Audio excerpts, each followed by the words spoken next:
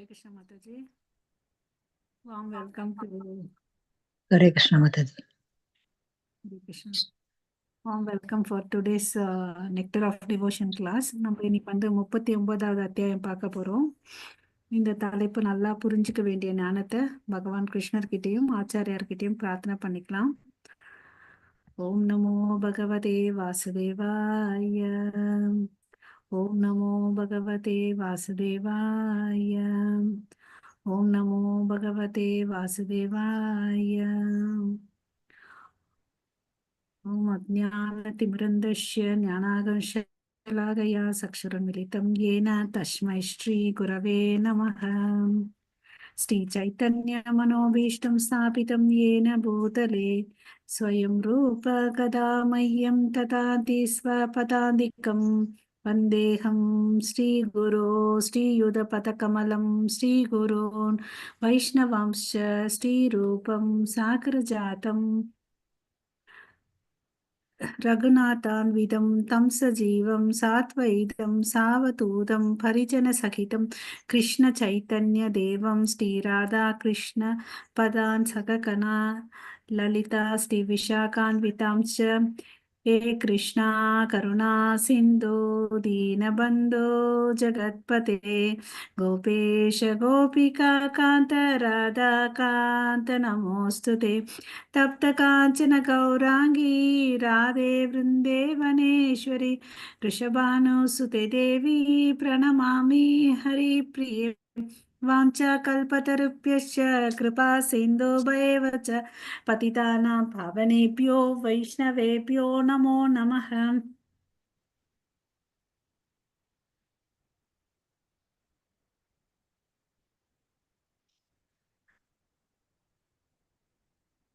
नमो ब्रह्मण्य देवाय को ब्राह्मणहिताय च जगतिदाय कृष्णाय गोविन्दाय नमो नमः. नमो महावादन्याय कृष्णप्रेमप्रदायते कृष्णाय कृष्णचैतन्य नाम्ने गौरवत्वेष नमः. गुरवे गौरचन्द्राय राधिकाय तदालय कृष्णाय कृष्णभक्ताय तद्भक्ताय नमो नमः.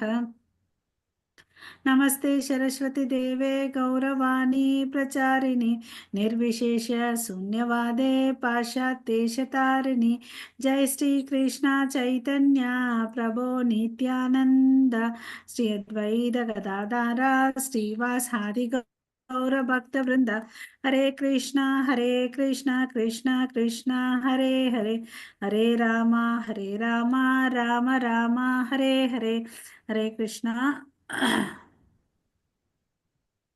So Hare Krishna. யாருக்கு தமிழ்ல புக் இருந்தா எடுத்து வச்சுக்கோங்க. நெக்டர் ஆஃப் டிவோஷன் 39வது அத்தியாயம். ஓகே.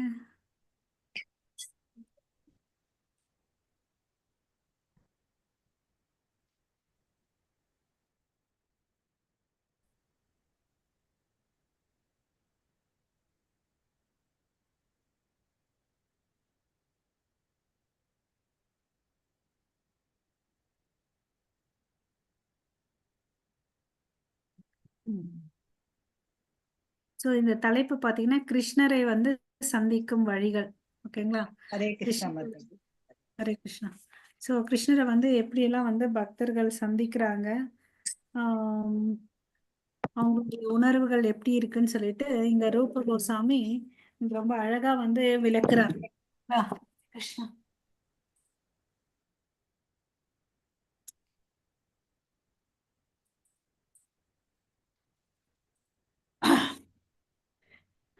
நம்ம ஒரு மனசுல குதூகலம் இருக்கணுமா.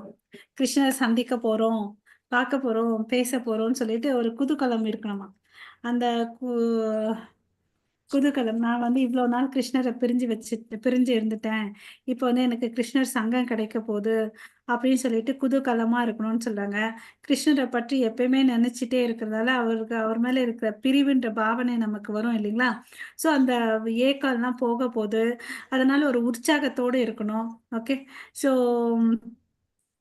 சில பேர் எல்லாம் பார்த்தீங்கன்னா, அவர பார்க்கணுன்ற ஒரு ஏக்கத்துல வந்து ஆ ரொம்ப சந்தோஷமா இருப்பாங்க. அதுக்கு வந்து இங்க வந்து ரூப கோசாமி அத வந்து தெளிவா எடுத்து சொல்றாரு. அவங்களுடைய உறவு, அவருடைய உணர்வுகள் எப்படி இருக்கும்னு சொல்லிட்டு ரூப கோசாமி இந்த அத்தியாயத்துல நமக்கோசரம் ரொம்ப தெளிவா எடுத்து சொல்லியிருக்காரு.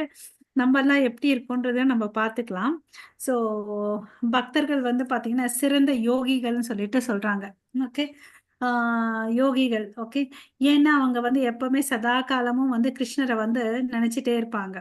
ஸோ இங்க ஃபர்ஸ்ட் வரியில என்ன சொல்றாங்கன்னா, யோகான்ற வார்த்தைய வந்து சொல்லியிருக்காங்க. நம்ம ஏற்கனவே பகவத்கீதையில எல்லாம் படிச்சிருக்கோம். யோகான்ற வார்த்தை என்னன்னு பார்த்தீங்கன்னா, நம்ம இணைத்தல். யோகான்ற வார்த்தைக்கு பொருள் வந்து இணைத்தல். யாரை யாரை இணைக்கிறாங்க?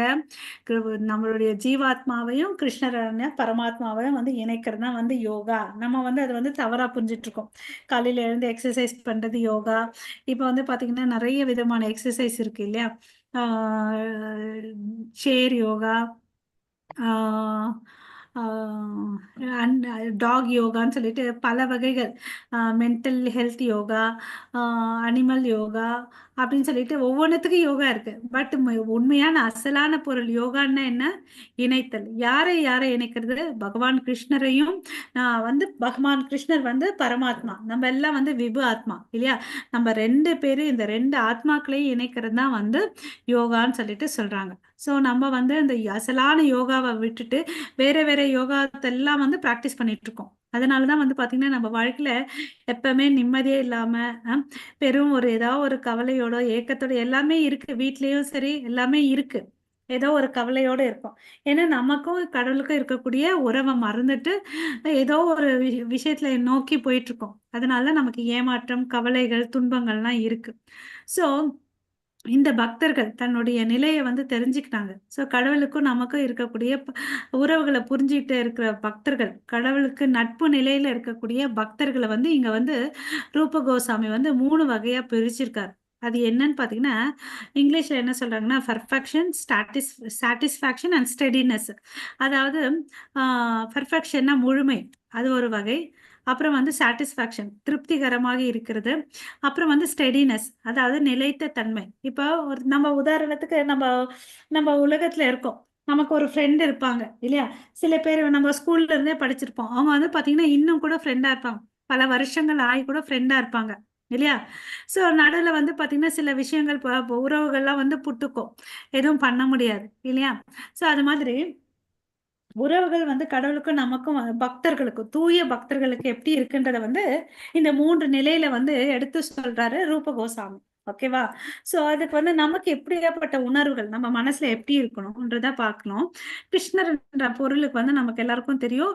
ஆ ஈர்க்கக்கூடியவர், ஆகர்ஷணம் பண்ணக்கூடியவர், ஆல் அட்ராக்டிவ்ன்னு சொல்லிட்டு சொல்றோம் இல்லைங்களா? ஏன் அவர் வந்து ஆல் அட்ராக்டிவ்? வெறும் மேலோட்டமா மாத்திரம் அட்ராக்டிவா? இல்ல இன்டர்னலியும் அட்ராக்டிவ். இந்த பௌதீக உலகத்துல பார்த்தோம்னு வச்சுக்கோங்களேன், நம்மள ஒருத்தர பிடிக்கும், பிடிக்காதுன்னா அவங்களுடைய ம், அழகு இல்லையா? ஒரு அழக பார்த்து தான் எனக்கு இது பிடிக்கும். அவங்க பேசுற விதம் பார்த்து தான் வந்து பிடிக்குன்ற மாரி நம்ம இருக்கோம். இல்லையா? இதெல்லாம் வந்து தற்காலிகமான விஷயங்கள். பட் கடவுள் பகவான் கிட்ட இருக்கிறது எல்லாமே வந்து பரிபூரணமானது, முழுமையானதுன்றத நம்ம தெரிஞ்சுக்கணும்.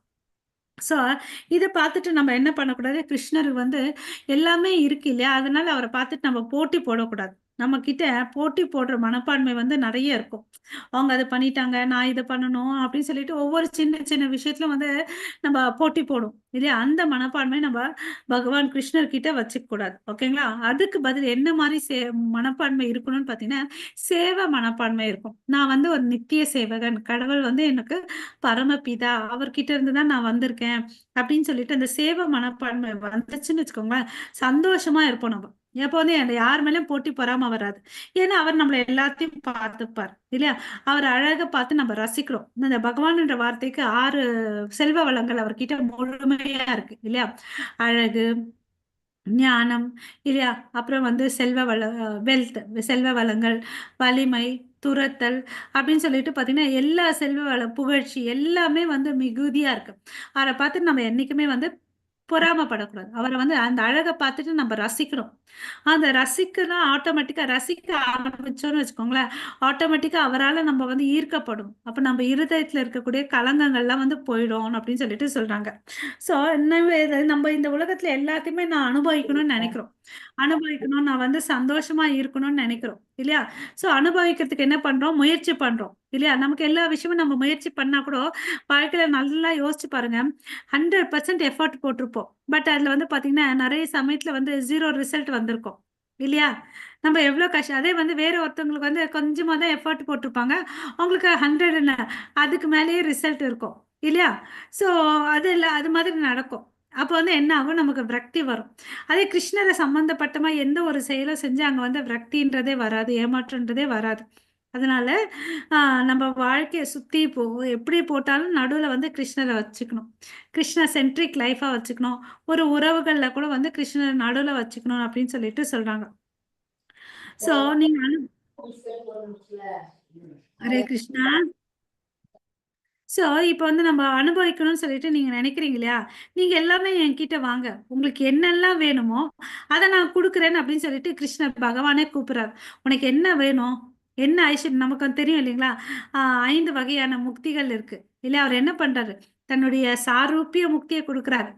சிறந்த பக்தனுக்கு இல்லையா?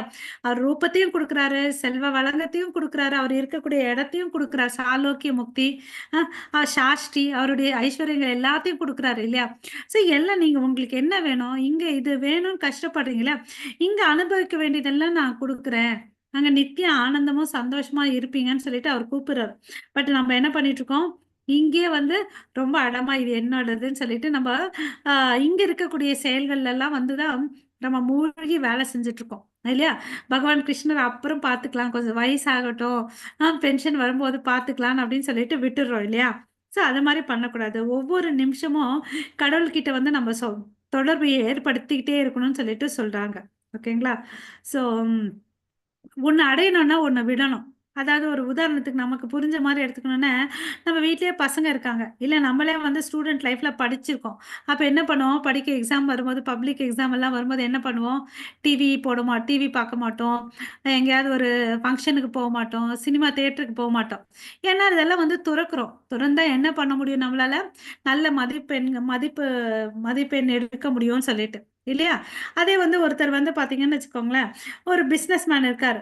அவருக்கு வந்து சில பொருட்கள் வந்து வித்தா வந்து கம்மி லாபம் வருதுன்னா, சிலது வித்தா நெறைய வருதுன்னா, அவர் என்ன பண்ணுவாரு? இத விட்டுடுவார். இத விட்டுட்டு வேற டெக்னாலஜியான இருக்கிறதுக்கு வந்து மூவ் ஆவாரு இல்லையா? ஒண்ண விட்டு தான் இன்னொன்னு பண்றாங்க. அது மாரி நம்பளும் இந்த பௌதீக வாழ்க்கையில வந்து கொஞ்சம் கொஞ்சமா இந்த பற்றுதல் இல்லாம இருந்தா, அப்ப என்ன ஆகுது ஆட்டோமேட்டிக்கா நம்ம ஆன்மீக வாழ்க்கையில வந்து ரொம்ப நல்லா முன்னேற முடியும்ன்னு சொல்லிட்டு ரூப கோசாமி சொல்றார். நம்ம பற்றுதல வந்து எங்க வைக்கணும்? கிருஷ்ணருடைய தாமரை திருவடியில வைக்கணும்ன்றத வந்து சொல்றார். ஓகே. அந்த பக்தர்கள் இங்க வச்சிருக்க அந்த பக்தர்களுக்கு வந்து இங்க உதாரணம் குடுக்குறார். முழுமையான ஆ ஃப தட் இஸ் கம்ப்ளீட் பெர்ஃபெக்ஷன் இருக்கக்கூடிய பக்தர்களுடைய மனோபாவத்துக்கு வந்து உதாரணத்தோட குடுக்குறார். இந்த பத்தியில பார்த்தீங்கன்னு வச்சுக்கோங்களேன், ஆ வில்வ மங்கள தாகூர பத்தி சொல்றார். ஓகேவா? ஸோ இவர் வந்து கிருஷ்ணர பார்க்க போறேன்னு சொல்லிட்டு ரொம்ப ஆவலோட இருக்கிறார். பக்தன் மிகுந்த ஆவலுடன் கிருஷ்ணரை சந்திக்கும்போது, அந்த சந்திப்பே வந்து பூரணத்துவம் எனப்படும் அப்படின்னு சொல்லிட்டு சொல்றாங்க. ஆர்வம் இருக்கு இல்லையா? அதுதான் இம்பார்ட்டன்ட். எப்படி நம்ம சுதாமா போனாரு இல்லையா? ஆ என்ன எடுத்துட்டு போனோம்னு கூட தெரியல. அப்ப வந்து பொண்டாட்டி வந்து என்ன பண்ணாங்க? கொஞ்சம் அவல குடுத்து அனுப்பிச்சாங்க. இல்லையா? அவர் என்ன பண்ணாரு? ஓடி வந்தார். அது மாரி அந்த ஆர்வம் தான் இம்பார்ட்டன்ட். அந்த ஆர்வத்தோட போறது தான் வந்து அந்த எண்ணத்தோட போறது வந்து பூர்ணத்துவம் அப்படின்னு சொல்லிட்டு சொல்றாங்க. அப்புறம் வந்து ஆ கிருஷ்ணா கருணாமிர்தத்துல வந்து பில்வமங்கல தாக்கூர் வந்து என்ன சொல்றாருன்னு பார்த்தீங்கன்னா, க கிருஷ்ணர் வந்து எப்படி தன்னோட பக்தர்கள வந்து மீட் பண்ண போறாரு. இப்ப நம்ம ஒரு கல்யாணத்துக்கு போனா எப்படி போவோம்? எல்லா ட்ரெஸ் நல்லா பண்ணிக்கிட்டு, ஆ ஜுவல்ஸ் எல்லாம் நெறைய போட்டுட்டு போவோம் இல்லைங்களா? அதே வந்து ஒரு ஒரு இடத்துக்கு ஒரு ஒரு மாதிரி போவோம். அது மாரி கிருஷ்ணர் வந்து எப்படி போறாருன்னு சொல்றாரு பாருங்க. அவரு எப்படி போவாருன்னா, தன்னோட தலையில வந்து நல்ல ஒரு மயில்பீலி வச்சுப்பாராம். அப்புறம் வந்து அவர் மார்புல வந்து மரகத நகைகளுடன் கூடிய ஆபரணங்கள போட்டுப்பாராம். அப்புறம் வந்து அவருடைய கண்கள் எப்பவுமே அமைதியற்று கிடுகிடுகிடுன்னு எல்லாத்தையும் பார்த்துட்டே இருக்கும். இல்லைங்களா? அப்புறம் ஒரு அழகான மென்மையான புன்னகையோட போவாருங்களாம். ஓகே. அவர் கூட பாருங்க, எங்கனா போனோம்னா நகை எல்லாம் போட்டுட்டு போயிருக்காரு. இல்லையா? சிங்காரிச்சு போயிருக்காரு. இல்லையா? ஸோ கிருஷ்ணர் வந்து இப்படிதான் போவாராம், தன் பக்தர்களை பார்த்துக்கிறதுக்கு.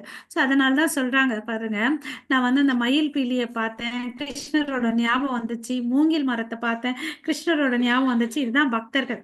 அவர் என்ன எப்பவுமே தன்னை வந்து அழகுபடுத்தி போறதுனால அவருக்கு சம்பந்தப்பட்ட பொருள்களை வந்து பார்த்தா கூட பக்தர்களுக்கு அவருடைய ஞாபகம் வருது.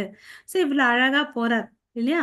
ஸோ அதுக்கு அடுத்தது வந்து ஆம், பத்தாவது ஸ்ரீமத் பாகவதத்துல வந்து 10வது கேட்டகரியில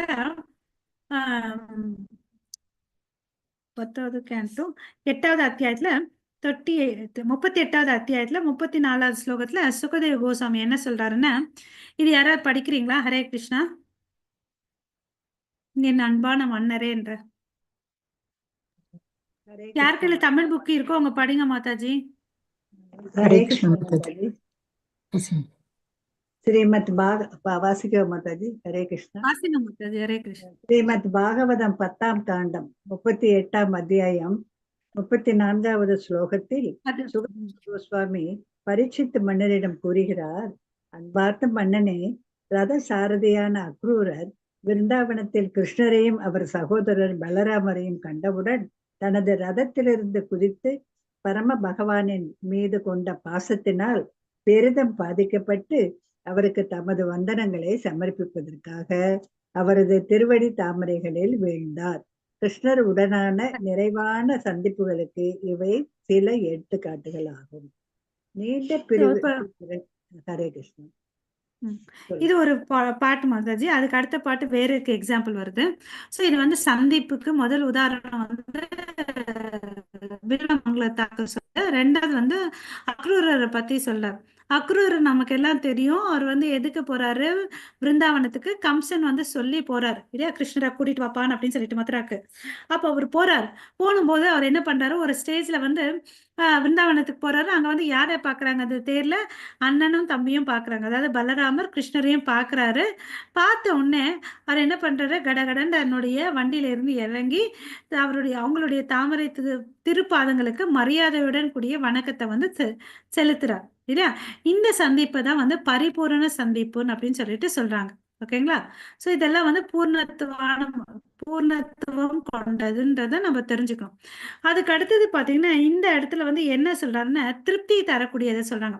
ஏன்னா நம்ம இந்த அத்தியாயத்துல ஆரம்பத்துல பார்த்தோம் 3 பிரிவுகள். அதாவது முழுமை, பூர்ணம், திருப்தி, நிலைத்த தன்மை. ஃபர்ஸ்ட்டுக்கு வந்து 2 எக்ஸாம்பிள் பார்த்துட்டோம். இப்போ வந்து 3வதா பார்த்தீங்கன்னு வச்சுக்கோங்களேன், 3வது பேராகிராஃப்ல வந்து திருப்திக்கு வந்து உதாரணம் சொல்றாங்க. யாராவது படிக்கிறீங்களா? ஹரே கிருஷ்ணா. ஓகே.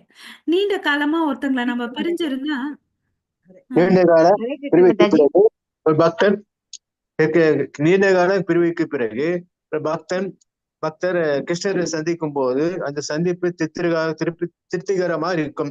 ஸ்ரீமத் பாகவதத்தின் முதல் காண்டத்தில் 11வது அத்தியாயம் 10வது அத்தியாயத்தில் பகவான் கிருஷ்ணர் தனது தலைநகரான துவாகரைக்கு திரும்பிய போது குடிகள் சொன்னார்கள். அந்த குடிகள் சொன்னார்கள், அன்புள்ள ஆண்டவரே, நீங்கள் நீண்ட காலம் வெளிநாட்டில் இருந்ததால் நாங்கள் நிச்சயமாக இருப்போம். உனது சிறிது முகத்தை பார்க்காமல் பார்க்காமல் முகத்தை உற்று நோக்கினால் உனது நித்திய சேவர்களான நாங்கள் மிகவும் திருப்தி அடைகிறோம். நம் இருப்பின் கவலைகளும் உடனடியாக திணிக்கப்படுகின்றன. நீண்ட காலமா நித்துவாரிகளில் இல்லாததால் உங்களை எங்களால் பார்க்க முடியவில்லை என்றால் இனி எங்களால் வாழ இயலாது. நீண்டகால பிரிவுக்கு பிறகு கிருஷ்ணரை சந்தித்ததில் திருப்தி அடைந்ததற்கு ஒரு உதாரணம். கிருஷ்ணர் தனிப்பட்ட வேலைக்காரனுடன் துவாரகிரில் வாசலில் கிருஷ்ணரை கூப்பிய கைகளுடன் அவருக்கு மரியாதை செலுத்த மறந்து விட்டார். பக்தன் இறுதியில் ஹரே கிருஷ்ண பிரபு. அது அது அது 3வது உதாரணத்துக்கு போலாம். இது 2வது முடிச்சிடலாம். ஓகேங்களா? இது வந்து திருப்திக்கு வந்து சொல்றாங்க. ஓகே. தேங்க்யூ பிரபு. ஹரே கிருஷ்ணா. ஸோ திருப்தி வந்து யார் அடைகிறாங்க? இப்போ உதாரணத்துக்கு வந்து இங்க வந்து பிரிவு பத்தி சொல்லியிருக்காங்க. இப்போ நம்ம வீட்லன்னு வச்சுக்கோங்களேன், நம்ம நம்ம ஒரு இடத்துல இருப்போம், நம்ம அப்பா அம்மா ஒரு இடத்துல இருப்பாங்க, நம்ம உடன் பிறந்தவங்க எல்லாம் ஒரு இடத்துல இருப்பாங்க. நிறைய நாள் கழிச்சு அவங்கள மீட் பண்ணா எவ்வளவு அளவுக்கு சந்தோஷம் இருக்கும் இல்லைங்களா? அந்த சந்தோஷம் பிரிவில் இருக்க பிரிஞ்சு அப்புறம் மீட் பண்ணக்கூடிய சந்தோஷம் இருக்கு இல்லையா? அதுதான் வந்து இங்க வந்து சொல்றாங்க. அதாவது ஸ்ரீமத் பாகவதம் முதல் கேண்டோ 11வது அத்தியாயத்துல 10வது ஸ்லோகத்துல வந்து சொல்றாங்க. ஓகேவா? என்ன சொல்றாருன்னு பாத்தீங்கன்னா, நிறைய நாள் கிருஷ்ணர் வந்து எங்க இல்ல, துவாரகைக்கு இல்ல. ஃபர்ஸ்ட் நமக்கு தெரியும், ஃபர்ஸ்ட் கிருஷ்ணர் வந்து மதுரா ஜெயில பிறந்தாரு. அப்புறம் வந்து கோகுல் போனாரு. அப்புறம் விருந்தாவனத்துக்கு போனாங்க. விருந்தாவனத்துல இருந்து அக்ரூர் வந்து கம்சனால கூப்பிட்டுட்டு வந்து மதுரால இருந்தார். அப்புறம் வந்து என்ன பண்ணாரு, மதுராக்கு வந்து நிறைய எனிமீஸ் எல்லாம் வந்து அட்டாக் பண்றாங்க. அவர் வந்து காப்பாத்துறதே வந்து கம்சனை கொன்னுட்டாங்க இல்லையா? அதனால அவருடைய மாமனார் யாரு, ஜராசன். அவர் வந்து நிறைய பேர் ஏவி விட்டு நிறைய சண்டை நிறைய நடக்கும் இல்லையா? அந்த மதுரா ஜனங்களை காப்பாத்துறது வந்து பெரிய சேலஞ்சிங்கா இருக்கும் இல்லைங்களா? ஏன்னா எப்ப பார்த்தாலும் யாராவது வந்து அவங்கள வந்து அட்டாக் பண்ணிட்டு இருப்பாங்க. அதனால அவர் என்ன பண்ணுவாரு, துவாரகா வந்து நகரத்தை வந்து கன்ஸ்ட்ரக்ட் பண்ணாரு. யாருக்கும் தெரியாம அந்த ஓஷன் கீழே சீ கடலுக்கு அடியில வந்து துவாரகா வந்து கன்ஸ்ட்ரக்ட் பண்ணி இவங்களை எல்லாத்தையும் அவங்க கூட்டிட்டு போய் வச்சிடணும் அப்படின்னு சொல்லிட்டு இல்லையா? சோ இது மாதிரி எல்லாம் இருக்கிறார். அப்ப வந்து இவர் இல்லாததுனால அங்க இருக்கக்கூடிய பிரிவினை இருக்கு இல்லையா? அந்த பிரிவினால என்ன ஆறாங்கன்னு பாருங்க. நீங்க நிறைய நாள் இல்ல, அதனால வந்து எங்களால இருக்கிறதே வந்து ரொம்ப கஷ்டமா இருக்கு. ஓகே, துவாரகா வாசிகள்லாம் சொல்றாங்க, நீங்க வந்து இல்லாதனால எங்களுக்கு வந்து ரொம்ப கவலையா இருந்துச்சு. உங்க சிரித்த முகத்தை வந்து பார்த்தா எங்களுக்கு வந்து என்ன ஆகும், நாங்க ரொம்ப திருப்தியா இருப்போம் இல்லையா? அப்படின்னு சொல்லிட்டு சொல்றாங்க. நமக்கு எல்லாம் எது திருப்தி, ஒரு புது புடவை ஒரு புது நகை வாங்கினா அவ்வாடான் திருப்தியா இருக்கும்னு சொல்லிட்டு சொல்லுவோம் இல்லைங்களா? பட் அசலான உண்மையான நிஜமான திருப்தி அது வந்து தற்காலிகமானது இல்லையா? சரி, வாங்குற வரையும் தான் ஆசை குஷி. வாங்கி பீரோல வச்சுட்டு அவ்வளவுதான். அது போடவும் மாட்டோம், எதுவும் பண்ண மாட்டோம். அதுல ஒரு திருப்தி அது வந்து தற்காலிகமானது. பட் ரொம்ப நம்ம தெரிஞ்சுக்கணும், நம்ம எங்க மனசை வைக்கிறோம், எப்படி வந்து நம்ம கிருஷ்ணர் மேல திருப்பிக்கணும்னு சொல்லிட்டு. மிகவும் திருப்தி தரக்கூடிய செயல் எதுன்னு பாத்தீங்கன்னா, பகவானுடைய முகத்தை பார்க்கணும், பகவானுடைய தாமரை திருவடிக்கு நமஸ்காரம் பண்ணணும்னு சொல்லிட்டு. ஓகேவா? சோ அவருடைய இருப்பு இருந்துச்சுன்னாவே என்ன ஆகும், ஆட்டோமேட்டிக்கா எல்லா கவலையும் போயிடுது. ஏன்னா அவர்கிட்ட சரணாகதி அடைஞ்சிட்ட. இவங்க பாருங்க, இந்த பிரஜவாசிகள் யாராவது இவங்க போய் எத்து சண்டை போடுறாரா? எல்லாத்தையும் என்ன பண்றாரு, கிருஷ்ணர் தான் பண்றார் இல்லையா? உக்ரசேனா வந்து எத்தனை முறை, 17 முறை 18 முறை வந்து படையெடுப்பார். வந்து பாத்தீங்கன்னா அப்ப என்ன பண்ணுவாரு, அவர் நிப்பாரு, ஆட்டோமேட்டிக்கா வந்து ஆகாயத்துல இருந்து தேர் வரும். அப்புறம் எல்லா தேவையான அம்பு வில்லு எல்லாம் வரும். இவர் தான் உங்களுக்கோசம் சண்டை போடுறாரு. அப்ப வந்து எல்லா இடத்துலயும் வந்து என்ன பண்றாரு, இவர் வந்து காப்பாத்துறாரு. ஈவன் பிரஜவாசிகளுக்கு என்ன ஆச்சு, மலை ஓன்னு கொட்டுச்சு. கோவர்தன மலையை தூக்கி நின்று காப்பாத்தினாரு இல்லையா? சரி, எல்லா பக்தர்களும் யாரெல்லாம் வந்து அவர்கிட்ட வந்து பரிபூர்ணமா சரணடைகிறாரோ அவங்களுக்கு வந்து அவர் வந்து பாதுகாப்புன்றத கொடுக்குறாரு. எப்படி? உடனடியாகவே. நமக்கெல்லாம் தெரியும் இல்லையா? திரௌபதிக்கு கொடுத்தாரு, உத்தராவ அவருடைய கருல இருக்கக்கூடிய குழந்தையை காப்பாத்தினாரு இல்லையா? குந்தி மாதாக்கு ஒவ்வொரு அடி சுவட்டிலும் இருந்தாரு கூட. அது மாதிரி கடவுள் வந்து தன்னுடைய பக்தர்களை வந்து காப்பாத்துவாரு அப்படின்றத தெரிஞ்சுக்கணும். ஓகே, நீங்க நீங்க நிறைய நாள் துவாரகையில இல்லப்பா, எங்களால உன்னை வந்து பார்க்காம இருக்க முடியுதுல்ல, இனிமே இப்படியே இருந்தோம்னு வச்சுக்கோங்களேன், எங்களால என்ன சொல்றாங்க, வாழவும் முடியாதுன்னு சொல்லிட்டு சொல்றாங்க. ஃபர்ஸ்ட் சந்தோஷமா இல்ல, கவலையா இருந்தோம்னு சொன்னாங்க. இப்ப நீ இன்னும் கொஞ்ச நாள் இல்லாம இருந்தேன்னு வச்சுக்கோவேன், எங்களால வந்து வாழவே முடியாது.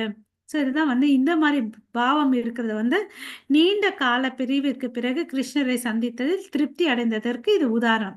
இதே மாதிரி நம்ம கோபி கீதத்திலயும் பார்த்தோம். கோபிகள் எல்லாம் வந்து அந்த டான்ஸ் ஆடிட்டு இருக்கும்போது கிருஷ்ணர் மறைஞ்சிட்டார். அதுக்கோசம் எவ்வளவு ஏக்கம் பட்டு பாடல்கள் பாடினாங்க இல்லையா? ஸோ அதெல்லாம் வந்து திருப்திக்கு ஒரு உதாரணம்.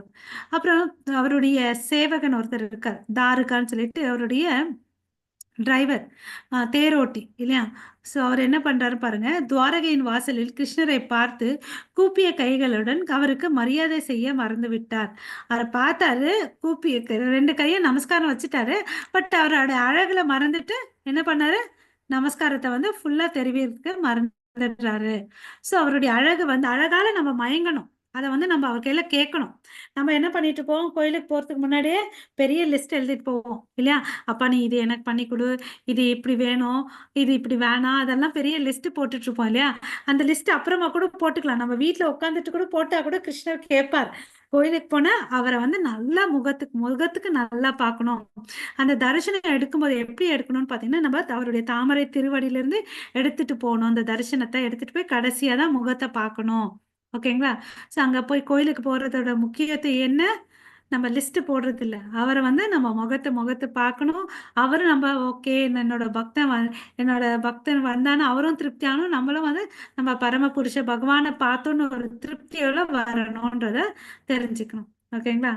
ஸோ அதுக்கு அடுத்தது வந்து பாத்தீங்கன்னா யாராவது படிக்கிறீங்களா மாதாஜி? 3வதுக்கு உதாரணம் ஸ்டெடினஸ்.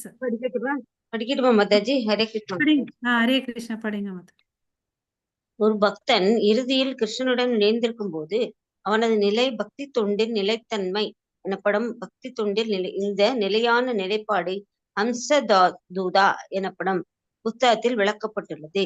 கோபியர்களால் பயங்கரமான நபராக கருதப்பட்ட அக்ரூரர் குரு வம்சத்தின் செயல்பாடுகளை பற்றி கிருஷ்ணருடன் எப்படி பேசுவார் என்பது அங்கு விவரிக்கப்பட்டுள்ளது. பிரகஸ்பதியின் சீடரான உத்தவா என்பவரும் இது போன்ற நிலையான நிலையை வகித்தார். அவர் எப்போதும் கிருஷ்ணரை தாமரை பாதங்களை அவர் முன் தரையில் மண்டியிட்டு மசாஜ் செய்வார். ஒரு பக்தன் இறைவன் சேவையில் ஈடுபடும் போது அவன் யோகத்தை அடைந்ததாக கூறப்படுகிறது.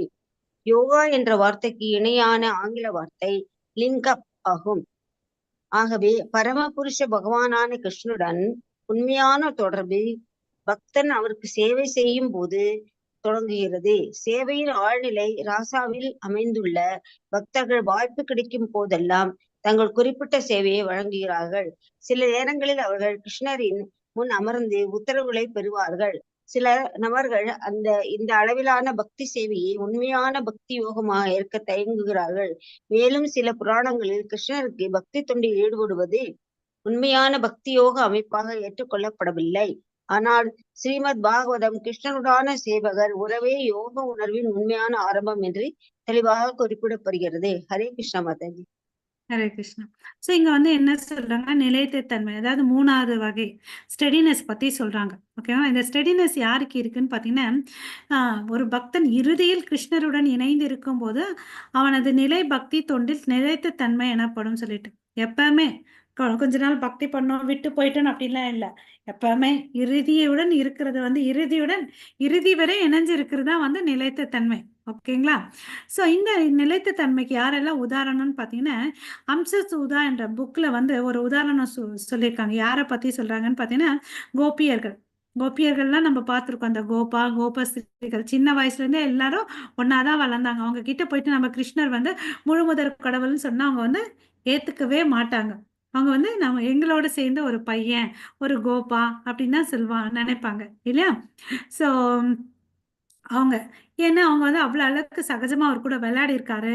இல்ல எல்லா இடத்துலயும் வந்து என்னன்னாலும் பண்ணுவாங்க. அந்த அகாசுரன் வாய்க்குள்ள போகும்போது கூட அவங்களுக்கு புரிஞ்சிச்சு. ஃபர்ஸ்ட் ஏதோ ஒரு வித்தியாசமா இருக்குன்னு நினைச்சாங்க. கிட்ட போக போக போகும்போது தெரிஞ்சிச்சு அது வந்து பாம்புன்னு சொல்லிட்டு இல்லையா? அப்படி இருக்கும்போது இல்ல கிருஷ்ணன் இருக்காரு பார்த்துப்பாருன்னு சொல்லிட்டு அந்த நம்பிக்கை இல்லையா? எல்லா இடத்துலயும் வந்து அவங்க வந்து கோப்பர்களும் கோபி ஸ்திரீகளும் வந்து கிருஷ்ணரை வந்து நம்பினாங்க இல்லையா? ஸோ அப்புறம் இன்னொருத்தர் யாரு உதாரணத்தை இங்க சொல்றாங்கன்னு பாத்தீங்கன்னா, உத்தவர் இல்லைங்களா? உத்தவர் வந்து யாருன்னு பாத்தீங்கன்னா பிரகஸ்பதியுடைய சீடர். ஓகேவா? ஸோ அவரும் பாத்தீங்கன்னா எந்த நிலையிலும் அவரோட தான் இருப்பார். ஏன்னா கிருஷ்ணர் வந்து பாத்தீங்கன்னா இவரு தான் வந்து ரொம்ப கான்ஃபிடென்ஷியல் ஃப்ரெண்ட்ஷிப்னு அவர் தான். அவர் பார்க்கறதுக்கு அதே மாதிரி இருப்பார். கிருஷ்ணர் மாதிரியே இருப்பாரு. அவர் ரிலேட்டிவ்ஸ் அவர் மேல அவ்வளவு அளவுக்கு நம்பிக்கை இருக்கும். அதனாலதான் வந்து இந்த விருந்தாவனத்துக்கு கூட தூதுவரா அனுப்பிச்சிருப்பார். ஸோ அவரும் வந்து பாத்தீங்கன்னா கிருஷ்ணருடைய தாமரை திருவடிக்கு எப்படி சேவை செய்யணும்னு சொல்லிட்டு காத்துட்டு இருப்பாரு. அவர் எப்ப எந்த ஒரு இன்ஸ்ட்ரக்ஷன் கொடுப்பாரு, ஆர்டர் கொடுப்பாரு, அதை கொடுத்தா அவர் வந்து நம்ம நிறைவேற்றணும்னு சொல்லிட்டு அவர் அளவுக்கு மனசுல அளவுக்கு ஏங்கிட்டு இருப்பாராம். அவரை பார்த்த உடனே அவர் தாமரை திருவடிக்கு வந்து நமஸ்காரம் பண்ணுவாரு.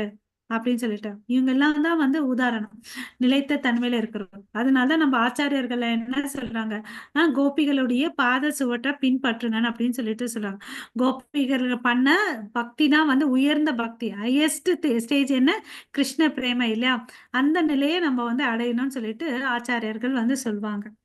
ஓகே, ஸோ அதுக்கு அடுத்த பேராகிராஃப்ல என்ன சொல்றாங்கன்னா, ஒருத்தன் வந்து பக்தி செஞ்சுட்டே இருக்கான்னா அவன் எந்த நிலையை அடைஞ்சிருக்கான்னு பார்த்தீங்கன்னா, யோகா என்ற நிலை, அந்த இணைத்தல் ப்ராசஸ் வந்து அடைஞ்சிருக்கான்.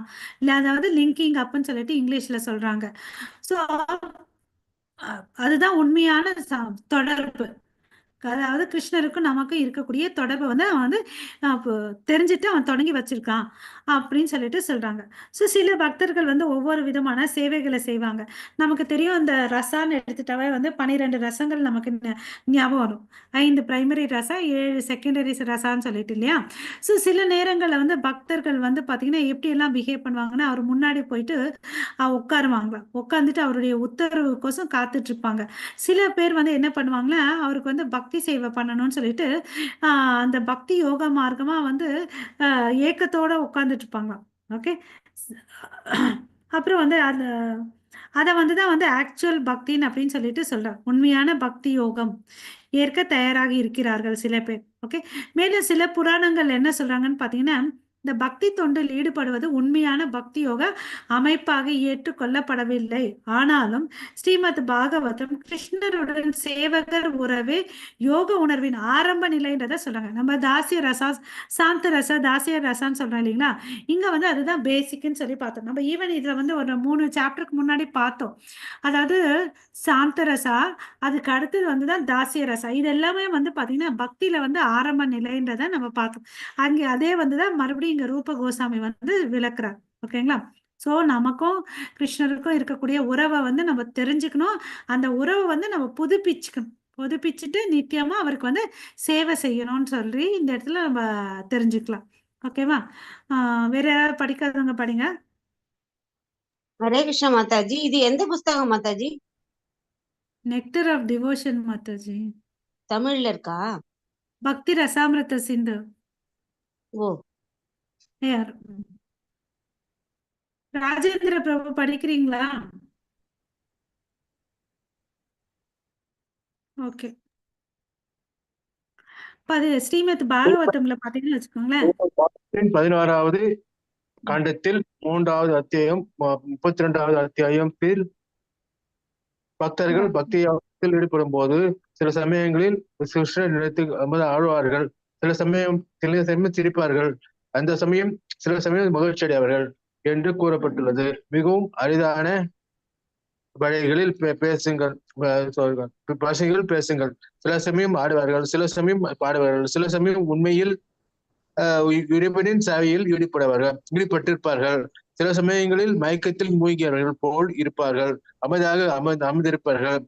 இதே போல ஸ்ரீமத் பாகவத்தின் 7வது காண்டத்தில் அத்தியாயம் 34வது வசனத்தில் பிரகலாதா மகாராஜா தனது நண்பரிடம் கூறுகிறார், அன்பான நண்பர்களின் கிருஷ்ணரின் தூய பக்தர்களின் இறைவனின்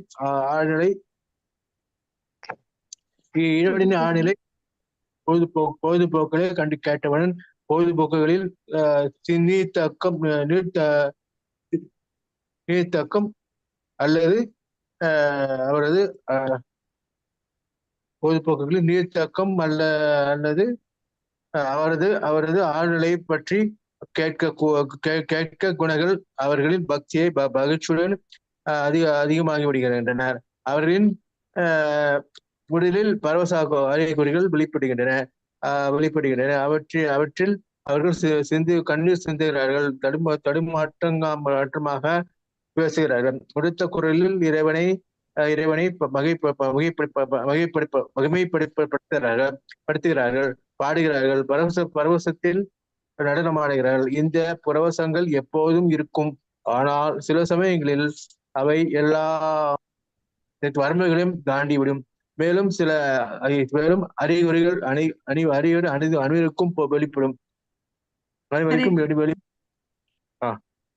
ஹரே கிருஷ்ணா. ஸோ வந்து இங்க என்ன சொல்றாங்க, ஸ்ரீமத் பாகவதம் 11வது கேண்டோ 3வது சாப்டர்ல வந்து 32வது ஸ்லோகத்துல என்ன சொல்றாங்கன்னா, பக்தர்கள்லாம் வந்து பக்தி யோகம் பண்றாங்க இல்லையா, அவங்க வந்து அவருடைய தன்மைகள் எப்படி இருக்கும்னு சொல்லிட்டு நம்ம எல்லாம் வந்து பக்தி பரவச நிலை அடைந்து அவங்களுடைய சிம்டம்ஸ் படிச்சிருக்கோம் இல்லைங்களா, 8 சிம்டம்ஸ். அது மாதிரி இங்க வந்து சொல்லியிருக்காங்க. அவங்க என்ன பண்ணுவாங்க, சில சமயம் வந்து சிரிப்பாங்களாம். நம்ம கூட வந்து சில சமயத்துல வந்து அழுவாங்க.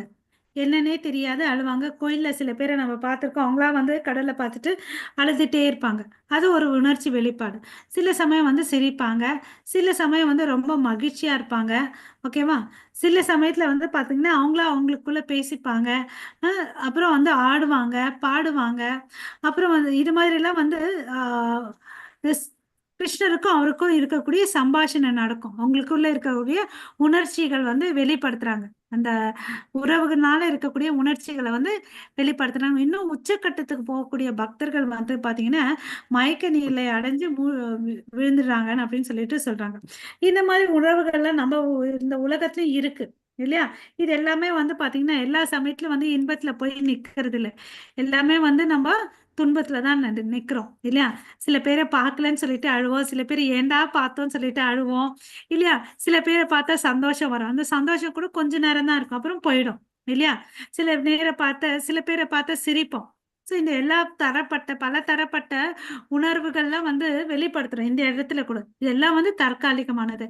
அதே பகவான் கூட இருக்கிறது வந்து நித்தியமானதுன்றத நம்ம தெரிஞ்சுக்கணும். அதுக்கு வந்து நம்ம எனக்கு கிருஷ்ணா உன்னை பார்த்தா இது மாதிரி எல்லாம் எதுவுமே வரமாட்டேன்றான் அப்படின்னு சொல்லிட்டு அந்த ஒரு ஃபீலிங்லயாவது நம்ம அழணும் இல்லைங்களா. அப்ப வந்து அச்சோ கிருஷ்ணர் வந்து ஃபீல் பண்ணுவார். ஓகே, இந்த பக்தர் வந்து இதை கேட்கிறாரு, கொடுத்துடலாம் அப்படின்னு சொல்லிட்டு இல்லைங்களா. ஹரே கிருஷ்ணா. சோ மறுபடியும் வந்து ஸ்ரீமத் பாகவத்ல இதெல்லாம் நமக்கு தெரிஞ்ச விஷயம். 7வது காண்டத்துல வந்து 7வது அத்தியாயத்துல வந்து 34வது வசனத்தை 7வது காண்டம்னாவே யார ஞாபகம் வரணும், பிரகலாத் மகாராஜா தான் ஞாபகம் வரும். பிரகலாத் மகாராஜா என்ன பண்ணாரு, எப்பவுமே தன்னுடைய பக்தர்கள் நண்பர்களோட சின்ன வயசுல ஆடுறதுக்கு கூட போகாத அந்த குழந்தை என்ன பண்ணும், தன்னுடைய ராட்சச ஃப்ரெண்ட்ஸுக்கு கிருஷ்ணரை பத்தி சொல்லி கொடுத்துட்டு இருப்பாங்க இல்லையா. ஹரே கிருஷ்ணா. அவர் வந்து என்னெல்லாம் சொல்லி கொடுத்துட்டு இருக்காங்க அந்த ஃப்ரெண்ட்ஸுக்குன்னு பார்த்தீங்கன்னா, my dear friends, as soon as pure devotees of Lord hears, தூய பக்தர்களுடைய நிலைமையை சொல்றாங்க. எப்பெல்லாம் வந்து தூய பக்தர்கள் வந்து கிருஷ்ணரை பத்தி கேட்குறாங்களோ, அதாவது அவங்களுடைய நித்தியமான லீலைகள் இருக்கு இல்லையா, பாஸ்ட் டைம்ஸ்ன்னு சொல்லிட்டு சொல்லுவோம் இல்லைங்களா. அவர் ஏற்கனவே பண்ண லீலைகள்லாம் கேட்கும்போது அவங்களுக்கு அந்த கேட்ட மாதத்திலும் அவருடைய குவாலிட்டி நாம ரூப குண லீலைகள் சொல்றேன் இல்லைங்களா, அவங்க வந்து ரொம்ப உச்சகட்டமான அன்பு பரவச நிலைக்கு போயிடுவாங்க. ஓகே, என்ன சொல்லுறீங்க, கேட்டு அவர்களும் மகிழ்ச்சி அதிகமாகி விடுகிறார்கள். அவர்களின் உடலில் பரவச நிலை அறிகுறிகள் தென்படும் அப்படின்னு சொல்லிட்டு சொல்றாங்க. அப்ப வந்து ஆட்டோமேட்டிக்கா அவங்க வந்து கண்ணில் வந்து தாரையா தண்ணீர் வரும், நாக்கு வந்து குழல் வந்து தடுமாறும், உரத்த குரலில் சில பேர் பேசுவாங்க, அப்புறம் வந்து பாடுவாங்க, நடனம் ஆடுவாங்க. போன பேராகிராஃப்ல என்ன படிச்சோமோ அதுதான் வந்து இங்க வந்து ஸ்பெசிஃபிக்கா 7th கேண்டோல இருக்குன்னு சொல்லிட்டு சொல்றாங்க. ஓகே, ஸோ சில பேர் வந்து இந்த வரம்புகளையும் தாண்டி மயக்க நிலைக்கு போவாங்கன்னு சொல்லிட்டு சொல்றாங்க. ஓகேங்களா. ஹரே கிருஷ்ணா. யார் படிக்கலையோ அவங்க படிங்க மாதாஜி. ஹரே கிருஷ்ணா. ஹரே கிருஷ்ணா மாதாஜி. மாதாஜி படிக்கட்டுங்களா? சரி, படிக்கட்டுமா? படிங்க பிரபு. நான் படிக்கட்டுமா மாதாஜி? படிங்க. முழுமுதற் கடவுளிலும் சரணடையும் செயல்பாட்டில் அதுல இருந்தமா கிருஷ்ண துவாரகையில வசத்துக்கு படிக்குமா? முழுமுதற் கடவுள். முழுமுதற் கடவுளிடம் சரணடையும் செயல்பாட்டில் 6 விஷயங்கள் உள்ளன. பக்தி தொண்டிற்கு உகந்த அனைத்தையும் ஏற்றுக்கொள்வது, பக்தி தொண்டிற்கு பாதகமான அனைத்தையும் நிராகரிப்பது, கிருஷ்ணர் எப்போதும் பாதுகாப்பை தருவார் என்று நம்புவது, கிருஷ்ணரின் பக்தருடன் தன்னை அடையாளப்படுத்துவது, கிருஷ்ணரின் உதவியின்றி இயலாமையை உணரவும், எப்போதும் தன்னை தாழ்வாக எண்ணவும், கிருஷ்ணரிடம் ஒருவன் தன்னந்தனியாக ஒன்றை செய்ய முழு திறன் பெற்றிருந்தாலும் எப்பொழுதும் கிருஷ்ணரால் தான் எல்லா சூழ்நிலையிலும் பாதுகாக்கப்படுகிறார் என்று ஒருவர் உறுதியாக நம்பினால் அந்த உணர்வு பயபக்தியான பக்தி என்று அழைக்கப்படுகிறது. பரமபுருஷ பகவான் மற்றும் அவரது மற்ற பாதுகாக்கப்பட்ட பக்தர்களுடன் மரியாதைக்குரிய பக்தி செலுத்தப்படுகிறது. கிருஷ்ணர் துவாரகையில் வசித்த போது எது குடும்பத்தைச் சேர்ந்த சில வயதானவர்கள் சில முக்கியமான விஷயங்களை அவர் முன் வைப்பார்கள். அத்தகைய நேரத்தில் கிருஷ்ணர் அந்த விஷயங்களில் கவனமாக கொஞ்சம் மேல தூக்குங்க மாதாஜி, கொஞ்சம் மேல எடுத்துருங்க. Okay okay. கிருஷ்ணர் துவாரகையில் வசித்த போது மேலும் சில நகைச்சுவையான தலைப்புகள் குறிப்பிட்டப்பட்டிருந்தால் கிருஷ்ணர் உடனடியாக சிறுத்த முகத்துடன் பதிலளிப்பார். சில சமயங்களில் கிருஷ்ணர் சுதர்மா என்று அழைக்கப்படும் சபையில் தனது கடமையை செய்யும் போது அவர் வயதான உறுப்பினர்களிடம் நல்ல ஆலோசனைகளை கேட்பார். இத்தகைய செயல்களால் அவர் உயர்ந்த ஆன்மீக குருவாகவும் உச்ச நிர்வாக தலைவராகவும் உயர்ந்த புத்திசாலியாகவும் உயர்ந்த சக்தியாகவும் பாதுகாவலரும் பராமரிப்பவராகவும் வெளிப்படுகிறார். ஹரே கிருஷ்ணா மாதாஜி. ஹரே கிருஷ்ண மாதாஜி. ஸோ இங்க வந்து பாத்தீங்கன்னா 6 விஷயத்த சொல்லியிருக்காங்க. முழு முதற் கடவுள் வந்து சரணடையணும்னா வந்து 6 விஷயங்கள். சரண்டர் என்ற வார்த்தைக்கு வந்து நம்ம சில பௌதிகமான விஷயத்தையும் நம்ம செயல்களையும் வந்து நம்ம புரிஞ்சுக்கலாம். அதாவது இந்த உலகத்துல வந்து நம்ம சரணாகதி அடையணும், சரண்டர் ஏதாவது ஒரு விஷயத்த பண்ணணும்னா என்ன பண்ணணும், கொடுத்துடணும். இப்ப நம்ம பேங்க் அக்கௌண்ட் க்ளோஸ் பண்ண என்ன பண்றோம், அவங்க கிட்ட பாஸ்புக் எல்லாம் சரண்டர் பண்றோம் இல்லைங்களா. அதே வந்து ஒரு பாஸ்புக் வந்து ரினிவல் பண்ணணும்னா அதுக்கு என்ன பண்ணணும், பழசை வந்து சரண்டர் பண்றோம் இல்லைங்களா. ஈவன் நம்ம கேஸ் வந்து டிரான்ஸ்ஃபர் பண்ணிக்கணும்னா அவங்க எல்லாம் என்ன பண்ணணும், நம்மளுடைய டாக்குமெண்ட்ஸ் எல்லாம் சரண்டர் பண்றோம். அப்போதான் வந்து புதுசு கொடுப்பான் இல்லையா, பண்ணலாம் கொடுக்க மாட்டேன் இல்லையா. அது மாதிரிதான் வந்து கிருஷ்ணர்கிட்ட நம்ம முழுசா சரணடைஞ்சா அவர் என்ன கொடுப்பாரு, பௌதிக லோகத்துக்கு கூட்டிட்டு போகக்கூடிய தகுதியை நம்ம வளர்த்துக்கிட்டா அவர் கூட்டிட்டு போவாரு. அதுதான் வந்து இந்த சரண்டருக்கு வந்து 6 விஷயத்த சொல்றாரு. என்னென்னு ஒன்னொன்னா பார்க்கலாம். பக்தி தொண்டிற்கு உகந்த அனைத்தையும் ஏற்றுக்கொள்வது இல்லையா. எதெல்லாம் இது நான் பண்ண என் பக்திக்கு வந்து உந்துதலா இருக்கோ, என் பக்தி வந்து நான் முன்னேறுவேன் அப்படின்னு சொல்லக்கூடிய விஷயங்களை வந்து நம்ம ஏத்துக்கணும். பக்திக்கு பாதகமா இருக்கக்கூடிய அனைத்தையும் வந்து என்ன பண்ணணும், நிராகரிக்கணும். ஓகேவா. இதுக்கு உதாரணம் பார்த்தோம்னு வச்சுக்கோங்களேன். எதெல்லாம் வந்து நான் ஏத்துக்கணும், சாதுக்கள் சங்கம் இல்லையா, பக்தர்களுடைய சங்கம், அப்புறம் பக்தர்களோட சேர்ந்துட்டு நம்ம வந்து யாத்திரை போறது, இந்த மாதிரி விஷயங்கள், சேர்ந்து புக்கு வந்து படிக்கிறது, புக் ரீடிங்கு, சாண்டிங் பண்றதெல்லாம் வந்து நம்ம ஏத்துக்கணும். எதெல்லாம் வந்து நிராகரிக்கணும்னு பாத்தீங்கன்னா, இந்த பௌதீக தொடர்பு இருக்கக்கூடிய விஷயங்களை வந்து, அதாவது ஒரு மூவி பார்க்கறது, தேவையில்லாத செயல்களை செய்யறதெல்லாம் வந்து நம்ம வந்து நிராகரிக்கணும்னு சொல்லிட்டு சொல்றாங்க. அப்போ வந்து மனசுல வந்து என்ன மாதிரி எண்ணங்கள் இருக்கணும்னு பாத்தீங்கன்னா, கிருஷ்ணர் எப்பொழுதும் எனக்கு வந்து பாதுகாப்பு தருகிறார் என்று நம்ம நம்பணும். ஓகேங்களா. ஏன்னா யோசிச்சு பாருங்க, நம்ம அம்மாவுடைய வயிற்றுக்குள்ள இருக்கும்போது யார் நம்மளை காப்பாத்தினாரு, பகவான் கிருஷ்ணர். அம்மா வயிற்றுல இருந்து வெளியே வந்தோம், யார் காப்பாத்தினாரு, நம்ம நினைப்போம் நம்ம அப்பா அம்மா காப்பாத்தினாங்க, நம்ம டீச்சர்ஸ் எல்லாம் வந்து ஞானத்தை கொடுத்தாங்கன்னு சொல்லிட்டு. எல்லா இடத்துலயும் பாத்தீங்கன்னா கடவுள் வந்து நம்மளை காப்பாத்திருக்காரு, இப்பயும் காப்பாத்திட்டு தான் இருக்காரு. சரி, இந்த உடம்பை விட்டு போன பிறகு யாரு காப்பாத்து போறாரு. அப்போ வந்து நம்ம ஐயோ அம்மான்னு அழுறதை விட்டு இப்பயே வந்து இந்த கிருஷ்ணர் தான் என்னை காப்பாத்த போறான்ற தெளிவு ஞானத்தை வச்சுட்டு அவர்கிட்ட வந்து நம்ம நம்பிக்கை வைக்கணும். அவர் தான் வந்து என்னை வந்து காப்பாத்துறாருன்னு சொல்லிட்டு இல்லையா. 4வது என்ன சொல்றாரு, கிருஷ்ணர் பக்தர்களுடன் தன்னை அடையாளப்படுத்துவது இல்லையா. நம்ம வந்து ஒரு பழமொழியும் இருக்கு இல்ல மாதாஜி, யாரோட சேரணும்னு சொல்லிட்டு. ஸோ நம்ம வந்து பக்தர்களுடைய சேரணும்னு வச்சுக்கோங்களேன், நமக்கு வந்து ஆட்டோமேட்டிக்காக வந்து இந்த பக்தருடைய பழக்கங்கள் வந்துடும். அவங்க எப்படி வந்து சின்ன விஷயத்துலேருந்து பார்க்கலாம். அதாவது நம்ம அணியக்கூடிய உடைகள் இருந்து இன்னைக்கு வந்து கலாச்சாரம் மாறினதுனால வந்து ஒரு இஸ்கான்னாவே இந்த டிவோட்டிஸ் இந்த மாதிரி ட்ரெஸ்ல தான் இருப்பாங்கன்றத ஒரு நமக்கு மென்டல் பிக்சர் இருக்கு இல்லையா. இப்போ வந்து என்ன பண்றாங்க, நாகரிகமான காலத்துல வந்து ஆடைகள் குறைந்து வந்துட்டு இருக்குது இல்லையா. அப்படி இருக்கும்போது நம்ம வந்து பக்தி எங்க இருந்து வரக்கூடியும். அப்புறம் வந்து பக்தர்கள் வந்து பாத்தீங்கன்னா பிரசாதத்தை விட்டு வேற எதையுமே சாப்பிட மாட்டாங்க இல்லையா. சைவர்கள் கூட இல்ல, கிருஷ்ண பக்தர்கள் பிரசாதர்கள் இல்லையா. அது மாதிரி அந்த மாதிரி சில விஷயங்கள். அப்புறம் பாத்தீங்கன்னா நிறைய நேரம் அவங்க வந்து புக்கு படிப்பாங்க இல்ல, சாண்ட் பண்ணுவாங்க. ஸோ அதனாலதான் இங்க சொல்றாங்க பக்தர்களோட அடையாளம் பண்ணிக்கணும் அப்படின்னு சொல்லிட்டு. ஓகேங்களா. ஸோ அதுக்கு அடுத்தது வந்து என்ன சொல்றாரு, கிருஷ்ணரின் உதவியின்றி இயலாமை உணரவும். ஸோ கிருஷ்ணர் வந்து நமக்கு ஹெல்ப் பண்ணலைன்னா நம்மளால எதையுமே செய்ய முடியாது. நம்ம எல்லாம் வந்து வாழ்க்கையில வந்து ஆச்சாரியர்கள் என்ன சொல்றாங்கன்னா, நம்ம எல்லாம் வந்து பூஜ்ஜியங்களாம். நிறைய பூஜ்ஜியங்கள் இருந்து என்ன பிரயோஜனம்? அதுக்கு முன்னாடி ஒரே ஒரு நம்பர் 1ன்னு ஒரு நம்பர் இருந்துச்சுன்னா தான் அந்த பூஜ்ஜியத்துக்கு மதிப்பு. இல்ல இது ஆமாவா இல்லையா? மாதாஜி. ஆமா எஸ் மாதாஜி. மாதாஜி.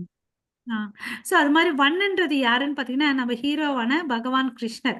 அவரை முன்னாடி நம்ம எல்லாத்துலயும் வச்சுக்கணும். அப்பதான் நம்ம எத்தனை பூஜ்யமா இருந்தாலும் அவர் வந்து நம்மளை வந்து மிக பெரியதா வச்சிருவார் இல்லையா? அவர் தனக்கோசம் எதையுமே பண்ண மாட்டார் இல்லையா? பக்தர்கள் வந்து சிறப்பிக்கணும்ன்றது தான் பண்ணுவார். அதுல அந்த அஸ்தினாபுர இந்த குருஷேத்திர போர்ல பார்த்தோம் இல்லைங்களா? அஸ்தினாபுரத்தை கிங்டம் வந்து அவங்க பாண்டவாஸ்கோசம் கொடுத்தாரு இல்லையா? அதுக்கு அவர் தேரோட்டியா இருந்தாரு. இவங்க போட்ட எல்லா சபதத்துக்கும் அவர் வந்து அவங்க பண்ணதுக்கு எல்லாத்துக்கும் வந்து இவர் வந்து சப்போர்ட்டிவா இருந்தார் இல்லையா? என்ன ஒரு ப்ராப்ளம் வந்தாலும். ஸோ அது மாதிரி ஆமா, பகவான் ஈவன் வந்து இந்த பீமாக்கு வந்து அந்த இவரை கொல்றதுக்கு கூட இவர் தான் வந்து ஹெல்ப் பண்றார் இல்லையா? பகாசுரன் ஈவன் வந்து இன்னொருத்தர் கொள்ளுவான்ல, அந்த அசுரனை கொள்ளுவானே. ஆமா மாதாஜி, ஹரே கிருஷ்ணா. ஸோ இது மாதிரி ஒவ்வொரு இடத்துலயும் வந்து கடவுளுடைய துணை இல்லாம வந்து ஈவன் அந்த அர்ஜுனனுக்கு வந்து சிறந்த வில்லாளியா இருந்தா கூட அந்த காண்டிப வில்ல வந்து கிருஷ்ணர் எப்ப கிளம்பி போயிடுறாரோ அப்போ வந்து அவரால் தூக்க முடியாம போயிடுது இல்லையா? ஸோ அதனாலதான் இந்த 6 விஷயங்கள் வந்து ரொம்ப ரொம்ப இம்பார்ட்டன்ட். கிருஷ்ணருக்கு எதெல்லாம் உகுந்ததோ நம்ம வந்து அதை ஏத்துக்கணும் இல்லையா? கிருஷ்ணருக்கு இது வந்து பிடிக்காது, நான் என்ன இந்த விஷயம் நான் பண்ண கிருஷ்ணரை விட்டு தூர விலகிறேன் அப்படி இருக்கக்கூடிய விஷயத்தை எல்லாம் வந்து பாதகமான விஷயங்கள்ல விட்டுணும். 2வது 3வது வந்து கிருஷ்ணர் தான் வந்து என்னை எப்போதும் பாதுகாத்துட்டு இருக்காரு. நான் அம்மா வயிற்றுல இருந்ததுல வெளியே வந்து வளர்ந்ததுல போன பிறகு கூட நான் எங்க போகணுன்றத கூட பாதுகாப்பா இருக்கிறாரு, வழி நடத்துவாருன்றது. அப்புறம் வந்து கிருஷ்ணருடைய பக்தர்களுடன் தன்னை அடையாளப்படுத்திக்கிறது. ஓகேங்களா? ஸோ அது சேன் பண்ணணும், ரீடிங் பண்ணணும், பிரசாதத்தை மாத்திரம் தான் சாப்பிடணும் இல்லையா? நம்ம சமைச்சு கடவுளுக்கு அர்ப்பணிச்சுட்டு அதை தான் நம்ம சாப்பிடணும். வேறவங்க இதெல்லாம் சாப்பிடக்கூடாது. கிருஷ்ணர் வந்து நமக்கு என்னவா இருந்தாலும் எனக்கு அவர் வந்து உதவி செய்வாரு. யாருமே இல்லை உதவி செய்யறதுக்கு, அவர் ஒருத்தர் தான், அவரை சார்ந்து இருக்கணும்னு சொல்லிட்டு சொல்றாங்க. 5வது பாயிண்ட். 6வது பாயிண்ட் பாத்தீங்கன்னா தன்னை தாழ்வாக எண்ணவும் கிருஷ்ணரிடம். யார்கிட்ட பாருங்க, இந்த வார்த்தையை நம்ம நல்லா புரிஞ்சுக்கணும். கிருஷ்ணர் கிட்ட வந்து நம்ம வந்து தாழ்மையா எடுத்துக்கணும். வேற ஒருத்தவங்க கிட்ட வந்து தாழ்மையா இருன்னு அப்படின்னு சொல்லல. நல்லா புரிஞ்சுக்கணும். கிருஷ்ணர் முன்னாடி வந்து நம்ம வந்து நம்மளை தாழ்த்திக்கணும் இல்லையா? அப்ப வந்து அவர் தான் என்ன, ஒரு விபு ஆத்மா இல்லையா? அவர் வந்து பரமாத்மா, அவர் வந்து பரமேஸ்வரா பரதத்வா இல்லையா? அவர் வந்து மிக உயர்ந்தவர், சுப்ரீம் இல்லையா? ஸோ அவர் முன்னாடி நம்ம தாழ்வா இருக்கிறதுனால ஒன்றும் நம்ம குறைஞ்சு போட மாட்டோம். நம்ம அவளுக்கு வந்து என்ன ஆகும், நம்ம வாழ்க்கையில வந்து ஆன்மீக வாழ்க்கையில முன்னேறுவோம் இல்லையா? அவர் நமக்கு இந்த பௌதீக வாழ்க்கைக்கு என்ன தேவைன்றது தெரியும், அதையும் கொடுப்பார். நம்ம மனசுல வந்து சில ஆசைகள் இருந்தாலும் அவர் வந்து அதை பூர்த்தி பண்ணி வைப்பார் இல்லையா? நியாயமான கோரிக்கைகளை வச்சுட்டு அவர்கிட்ட இருந்துட்டு நம்ம சரணடையணும் இல்லையா? ஒருவன் தன்னந்தனியாக ஒன்றை செய்ய முழு திறன் பெற்றிருந்தாலும் தன்னை கிருஷ்ணர் எல்லா சூழ்நிலையிலும் பாதுகாக்கிறாருன்னு சொல்லிட்டு ஒரு உறுதியையும் நம்பிக்கையும் அவர் மேல வைக்கணும். அந்த உணர்வு பயபக்தியான பக்தி என்று அழைக்கப்படுகிறது. பரமபுருஷ பகவான் மற்றும் அவரது மற்ற பாதுகாக்கப்பட்ட பக்தர்களுடன் மரியாதைக்குரிய பக்தி செயல்படுகிறதுன்னு சொல்லிட்டு சொல்றாங்க. ஸோ இப்படிதான் வந்து கடவுளை வந்து நம்மளை வந்து பாதுகாக்கிறாருன்றதை நம்ம புரிஞ்சுக்கணும். ஒவ்வொரு சூழ்நிலையிலும் பார்த்தீங்கன்னா எல்லா சூழ்நிலையிலும் அவர் இன்றி ஒரு புல்லுவும் அசையாதுன்னு நம்ம படிக்கிறோம் இல்லைங்களா? அது மாதிரி எல்லா சூழ்நிலையும் நம்மளை பாதுகாக்கிறாருன்ற ஒரு நம்பிக்கை நமக்கு இருக்கணும் இல்லைங்களா? ஸோ இப்படியெல்லாம் பக்தர்கள் வாழ்ந்திருக்காங்க. அதுதான் வந்து நம்ம ரூப கோசாமி இதை வந்து நமக்கு 6 விஷயத்த கொடுத்துருக்காரு. நம்ம 6 விஷயத்தையும் நம்ம மனசுல நல்லா பதிய வச்சுக்கணும். இப்போ வந்து துவாரகாயில இருக்கக்கூடிய துவாரகாதீஸ்வரங்க என்ன சொல்றாங்கன்னு பாத்தீங்கன்னா, சில சமயத்துல அவங்க குடும்பத்துல இருக்க பெரியவங்க எல்லாம் சேர்ந்து ஒரு ஒரு முக்கியமான விஷயத்த பேசுறாங்கன்னு வச்சுக்கோங்களேன். அந்த சமயத்துல வந்து முக்கியமான விஷயம் பேசுறாங்க இல்லையா, பெரியவங்க பேசுறாங்க இல்லையா, அப்ப வந்து கிருஷ்ணர் வந்து ரொம்ப கவனமா கேட்பாருங்க. ஏன்னா அங்க 2 பாயிண்ட் இப்போ, ஏன்னா அவங்க பெரியவங்க. ஓகே. அப்புறம் வந்து பாத்தீங்கன்னா எது குடும்பத்தினர்கள் வயதானவர்கள், அதாவது முதியவர்கள் இல்லையா, பெரியவங்க முக்கியமா கேட்கும்போது அசால்ட்டா இருக்க மாட்டார். கிருஷ்ணா ஆட்டிடியூட் எல்லாம் காமிக்க மாட்டார். அது வந்து ரொம்ப கவனமா கேட்பாருங்க. அப்புறம் யாராவது நகைச்சுவை பண்ணாங்கன்னு வச்சுக்கோங்களேன், அதுக்கு வந்து சிரிப்பாருங்களாம். ஸோ கால சூழ்நிலை இடத்துக்கு ஏத்த மாதிரி அவர் தன்னுடைய உணர்ச்சிகளை வந்து வெளிப்படுத்துறாருன்னு அப்படின்னு சொல்லிட்டு சொல்றாங்க. சில சமயத்துல அவர் தன்னுடைய வேலையை செய்யும்போது அங்க வந்து தன்னுடைய கடமைகளை செய்யும்போது சுதர்மான்னு சொல்லிட்டு பாலிசி சுதர்ம சபையில வந்து அந்த சபையில வந்து தன்னுடன் வயதுல மூத்தியவரா இருப்பாங்க இல்லையா பெரியவங்க, அவங்க கிட்ட வந்து ஆலோசனை கேட்பாராங்க. ஓகேங்களா? அந்த ஆலோசனை கேட்பாங்களா? ஸோ அப்ப வந்து அவர் பார்த்தீங்கன்னா, எல்லா விஷயத்துலயும் வந்து எல்லாருக்கும் இம்பார்ட்டன்ஸ் குடுக்குறார். ஓகேவா? எங்கேயுமே வந்து அவர் ஆட்டிட்யூட் காமிச்சதே இல்ல. ரொம்ப பவ்யமா இருந்திருக்காரு. அவரே பார்த்தீங்கன்னா, நமக்கெல்லாம் வந்து எப்படியெல்லாம் இருக்காருன்னு பார்த்தீங்கன்னா, அவர் ஒரு உயர்ந்த ஆன்மீக குருவாகவும், உச்ச நிர்வாக தலைவராகவும், உயர்ந்த புத்திசாலியாகவும், உயர்ந்த சக்தியாகவும், பாதுகாவலராகவும், பராமரிப்பவராகவும் வெளிப்படுத்துகிறார். ஓகேங்களா? இவர் பாருங்க இவ்ளோ அளவுக்கு சிறப்பு அம்சம் இருக்கு. அவரு போய் ஏன் ஒரு சபையில வந்து வேற ஒருத்தங்க கையில வந்து ஆலோசனை கேட்கணும்? இல்லையா? இந்த பிரகஸ்பதியும் சரி, எல்லாரையும் கிரியேட் பண்ணது அவர்தான். இந்த எல்லாத்தையும் அவர் சிருஷ்டி பண்ணவங்க கிட்ட போய் அவர் கேட்கணும்னு இருக்கா? அந்த அளவுக்கு பணிவும் இருக்கு. ஆ எல்லா முழுமையும் அவர் கையில இருக்குதுன்றத நம்ம தெரிஞ்சுக்கணும். ஸோ நமக்கு ஆன்மீக குருவும் அவரு இல்லையா? ம். Spiritual master. அப்புறம் எல்லாத்துக்கும் வந்து தலைமையாவும் இருக்கிறார். எக்ஸிக்யூட்டிவ் ஹெட்டாவும் இருக்காரு. அவர்கிட்ட வந்து புத்திசாலித்தனம் இருக்கு. அவர்கிட்ட எல்லா சக்தியும் இருக்கு. பாதுகாக்கிறாரு. அப்புறம் நம்மள பராமரிக்கவும் செய்றார். இல்லையா? ஸோ இந்த ஒரு நல்ல அழகான அத்தியாயத்த நமக்கு வந்து ரூப கோசாமி குடுத்திருக்காரு இல்லையா? ஸோ ரூப கோசாமிக்கு ஜெய். ஓகே. பக்தி ரசாமிருதம் சிந்துக்கு ஜெய். ஸோ உங்கள் அனைவருக்கும் மிக்க நன்றி. வாஞ்சா கல்பத்தருப்யஷ கிருபா சிந்து பயவச்ச பதிதானாம் பாவனேபியோ வைஷ்ணவேபியோ நமோ நமः. अनंत कोटि वैष्णव वृंद की जय. नामाचार्य हरिदास ठाकुर की जय. जगत गुरु श्रील प्रभुपाद की जय. निताय गौरव प्रेमानंदे. हरे हरे बोल. Hare Krishna to everyone. Okay. Hare so மாதா அடுத்த ஹரே வாரம் கிருஷ்ணா மாதாஜி. 40வது அத்தியாயம் தேங்க்யூ பார்க்கலாம். மாதாஜி. ஹரே கிருஷ்ணா ஹரே கிருஷ்ணா. ஸோ இங்க எண்ட் பண்ணிக்கிறேன் மாதாஜி.